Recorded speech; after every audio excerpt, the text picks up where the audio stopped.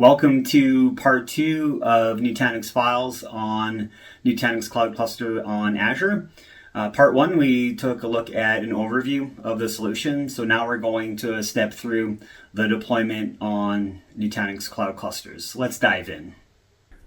Due to being a brand new download, they're not tied into the direct portal access for download through our lifecycle management.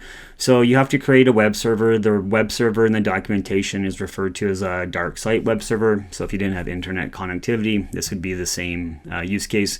So I just have a virtual machine deployed on our NC2 Azure cluster.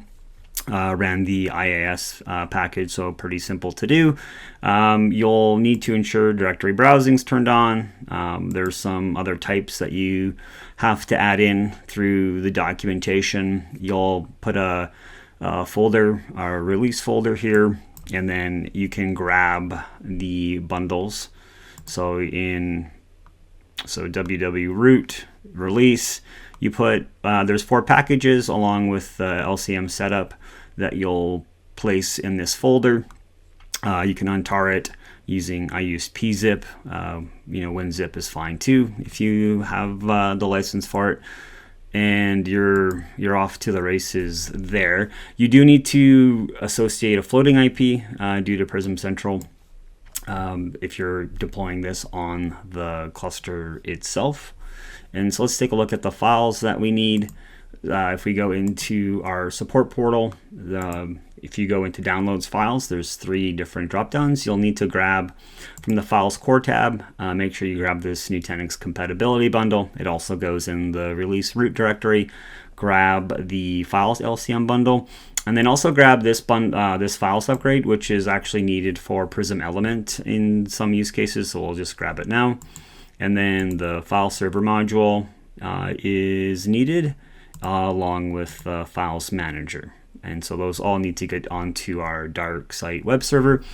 From there, we can go into our Prism Central, and then we would go to settings. We would change this to dark site local web server, put in our address. So we already have this floating IP assigned.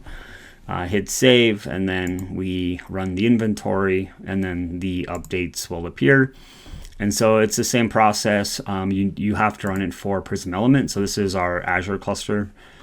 We go directly into the IP of the Azure cluster, and you can grab this from the NC2 portal.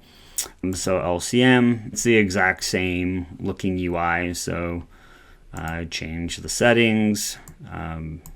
And in this case, it's going directly to the VM, not using the floating IP, which will work. But for Prism Central, you will need to use the floating IP. And then from here, if you run this and then you do the inventory again, and if you look in the updates and you don't find your web server, you will have to upload. So go to settings. I already have it here, but you would just scroll down, upload file server bundle, and then run the inventory again, and then you'll see the upgrade for LCM appear. And then if we hop back into our Prism Central and just look at the floating IPs, if you need to assign one, floating, we see that I already have it assigned here. So also make sure while we're in this step that we have at least one floating IP free for our storage VIP, which will be automatically deployed. We have our IIS server, which is tied to this floating IP. So that's a native Azure IP. So from there, we're good to go. We do need to look at the Azure portal as well, the flow gateway. So in the Azure portal, we have our Flow Gateway virtual machine. It has 2 NICs, as mentioned before, internal, external. So we go to this networking tab, and then we just want to make sure that we have communication inbound and outbound on the external NIC. along with the internal link. So in my environment, I just have it wide open, my on-prem environment, and this is the other Azure VNet that I'm using. So once we confirm that traffic's going to be able to get in and out of there, we're ready to deploy our NC2 cluster. So we go back into our portal. We already have our networking. So we're deploying into this CDL01. We have our file storage subnet and our files client, and then we're kind of off to the races. Down below, hit files. We'll just create a new one. We only have the one cluster, 4.3.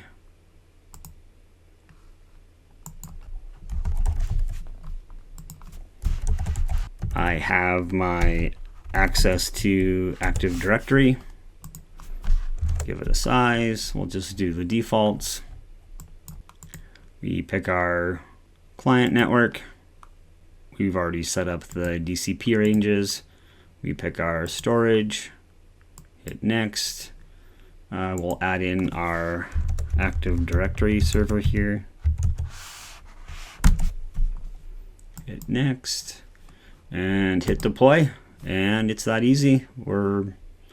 Watch this go through, and we're ready to start using our file server.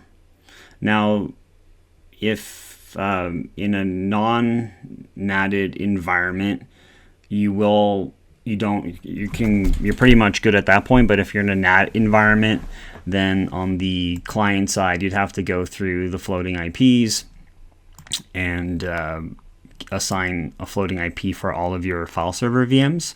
So if we just look here on the tasks, it's going through.